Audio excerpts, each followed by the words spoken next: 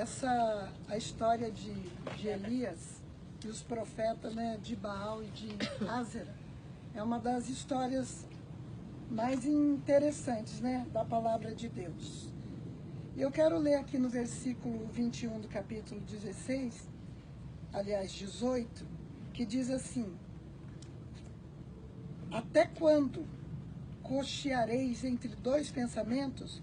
Se o Senhor é Deus, seguiu. Se é Baal, seguiu.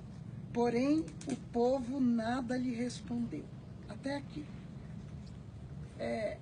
Essa passagem fala da guerra, né, entre os profetas de Baal, de Ázera e Elias.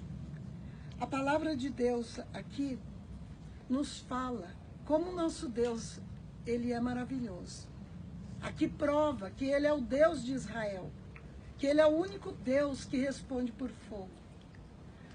A história começa com Acabe dizendo para Elias que ele era o perturbador de Israel.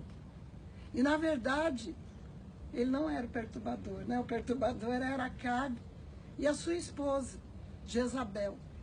Jezabel, ela conservava esses profetas falsos do lado dela, porque eles falavam que ela e Acabe gostavam de ouvir.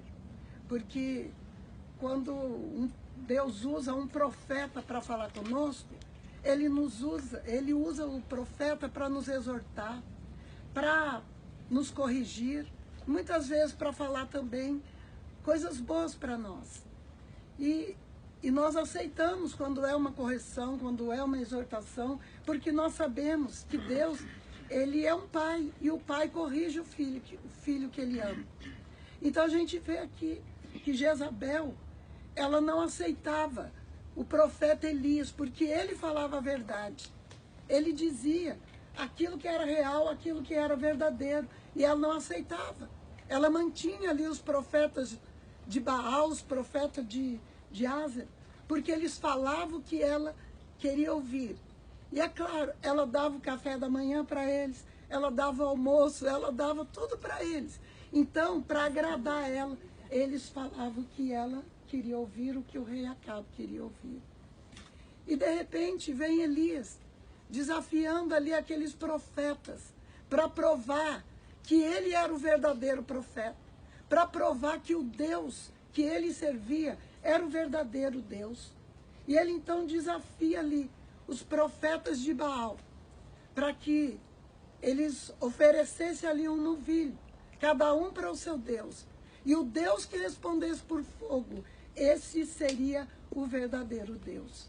E a Bíblia diz que eles pegaram ali o novilho, partiram no meio, cada um fez ali o seu altar, cada um colocou ali o seu novilho, e os profetas de Baal começou ali a clamar para o seu Deus. E houve ali muito clamor. E o Deus de Baal, né? Os deuses ali daquele povo não respondeu nada, porque ele não era o Deus verdadeiro. E a Bíblia diz que deu meio-dia, e Elias começou a dizer para eles, e aí clama mais ao seu Deus. Talvez ele está dormindo, talvez foi viajar. Então clama para ver se ele escuta e ele venha responder o clamor de vocês. E ali eles começaram mais uma vez a clamar e nada. A Bíblia diz que eles se cortavam, que eles ofereciam ali até o seu sangue para que os seus deuses ali respondessem, para que Baal respondesse. Mas nada aconteceu. E ele não pôde responder porque ele não era o Deus verdadeiro. E Elias diz, olha, já que seu Deus não respondeu, agora eu vou clamar para o meu. E a Bíblia diz que ele repara ali o altar, ele pega 12 pedras, ele repara ali o altar e ele coloca ali então o seu novilho. E a Bíblia diz que ele manda que venha água, que tragam água. E a Bíblia diz que ele faz até um rego em volta daquele altar. E ele despeja água ali. Ele encharca aquele lugar para provar que Deus é Deus. E ali aquele lugar ficou todo encharcado, ele jogou água sobre aquele altar. E a água desceu até naquela vala que ele fez em volta. E a Bíblia diz que Elias, então, ele clama a Deus. E quando ele clama a Deus, Deus, ele responde imediatamente. E desce o fogo do céu. E consome aquele holocausto. E consome até a água que foi derramada. E aí eu quero chamar a atenção de você para algo que ele ofereceu, que valia muito, que era a água. A água no deserto vale muito. E Elias manda trazer aquelas vasilhas, aquelas talhas com água, e serem despejadas sobre aquela oferta que ele estava ali oferecendo, naquele novilho. E a Bíblia diz que a água, ela valia muito. Então a gente vê que aquilo que Elias ofereceu ali para Deus era algo valioso. Então nós não podemos oferecer algo para Deus que não seja valioso. Ele ofereceu aquela água, e aquela água valia muito, porque era um deserto, era aqui totalmente deserto. Hoje nós temos, né, abundância de água aqui, a gente vai ali, a gente toma água, mas naquela época a água era muito especial. E ele usou aquilo ali para chamar a atenção de Deus. E outra coisa muito importante que ele fez foi restaurar o altar. Ele colocando ali aquelas pedras representando as 12 tribos. Ele estava ali representando o povo de Deus, o povo que era fiel, o povo que acreditava no Deus do impossível, no Deus do milagre. E nós vemos que para Deus, ele responder a nossa oração, tem que ter um altar restaurado. Nós temos que restaurar o nosso altar. Nós temos que oferecer o nosso melhor. E ele fez isso. Ele restaurou o altar. E ele ofereceu a água, que a água representa a purificação. A água representa a limpeza. E naquele momento, ele dedica ali a sua vida para Deus. Ali ele dedica ali todo o seu amor, toda a sua confiança em Deus. Porque quando ele ora, ele não ora de qualquer maneira. Ele sabia o que ele estava fazendo, porque o seu altar estava restaurado. A sua oferta estava ali oferecida a Deus de uma maneira muito especial. E naquele momento, quando ele ora, Deus responde o clamor de Elias, porque houve ali uma dedicação.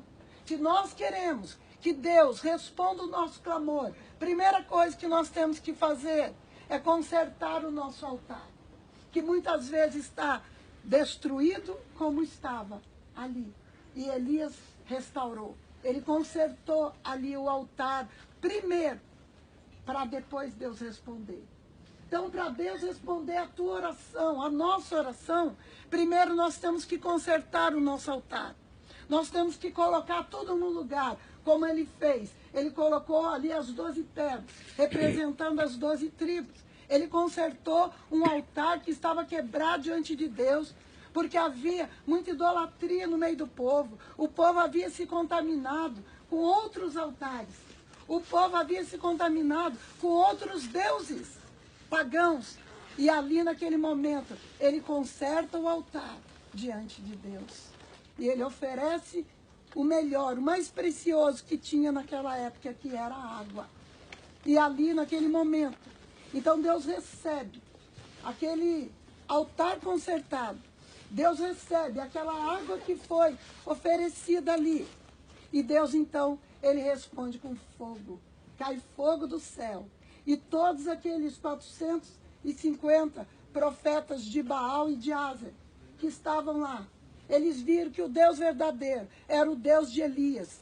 Deus mandou o fogo do céu. A Bíblia diz que quando desceu o fogo, aquele novilho, ele foi ali queimado, ele foi consumido. E até a água Deus recebeu, o fogo lambeu. A Bíblia diz que o fogo lambeu aquela água. Então Deus recebeu aquele altar consertado. Deus recebeu aquela oferta de água. E Deus trouxe a resposta, dizendo que ele era o Deus de Israel, que ele era o único Deus de Israel e que ele estava verdadeiramente com Elias. Se você quer Deus na tua vida, se você quer que as pessoas vejam Deus na tua vida, se você quer que as pessoas vejam que você é um homem de Deus, é uma mulher de Deus, conserte o teu altar, ofereça o teu melhor para Deus, faça o teu sacrifício para Deus. Todas as vezes que você se chegar diante de Deus, nunca venha com as mãos vazias, nunca venha sem o teu sacrifício, nunca venha sem o seu altar sendo consertado, porque senão nós jamais vamos receber a resposta de Deus.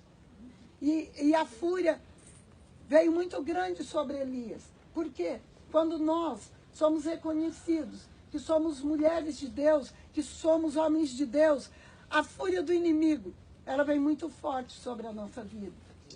E quando Elias, então, ele vê Deus respondendo ali o seu clamor, então ele dá ordem ali para o povo de Israel que estava ali junto com ele, para que matassem todos os profetas, os falsos profetas. E ali então houve aquela guerra. Todos aqueles falsos profetas, eles foram mortos. E quando Jezabel e Acabe ficaram sabendo, né, que ele havia matado os profetas de Baal, o que acontece? Jezabel, ela fica enfurecida e ela se levanta com uma fúria muito grande e manda caçar Elias, né, em todo lugar para o matar. E assim, irmãos, quando nós recebemos a promessa de Deus na nossa vida, quando nós recebemos algo grande de Deus, os nossos inimigos se levantam contra nós. Mas se Deus é por nós, quem será contra nós? Amém. Se Deus é na nossa vida, pode levantar quem for. Deus vai derrubar por terra. Amém. Sabe, todas as vezes que você receber um grande milagre de Deus, todas as vezes que Deus se levantar em teu favor, pode ter certeza que o inimigo vai ficar furioso. Pode ter certeza que ele vai se levantar contra você, mas ele vai se levantar para cair, porque o Deus que nós servimos é o Deus do milagre, é o Deus do impossível, e ele fará tudo por nós, ele guerreará por nós. Eu não me lembro se foi da última vez que eu estive aqui, que eu preguei nesse lugar, e quando estava pregando aqui, houve um movimento muito forte de uns aviões aqui. Sabe? Vocês lembram disso? 2014. Estou falando pro pessoal agora. E ficou aqui em cima, eu estava pregando e ficou aqueles aviões aqui em cima. Muito barulho, todo mundo ficou com muito medo, né? Porque parecia uma guerra. E Deus falou comigo. Sabe o que está acontecendo aqui? É uma guerra espiritual. E Deus dizia, esses aviões, esse barulho, representa a guerra que está sendo travado no céu pelas vidas que estão aqui. Amém. E Deus dizia, mas assim como nos dias de Elias, eu respondi com fogo, aqui está o meu sinal de que eu estou com você. A guerra está travada, mas a vitória é de você. Amém. E hoje Deus está dizendo, a guerra muitas vezes é travada contra nós. O inimigo se levanta, mas ele se levanta para cair. Porque o Deus que nós servimos, ele nunca perdeu uma batalha. E não vai ser a minha nem a sua que ele vai perder.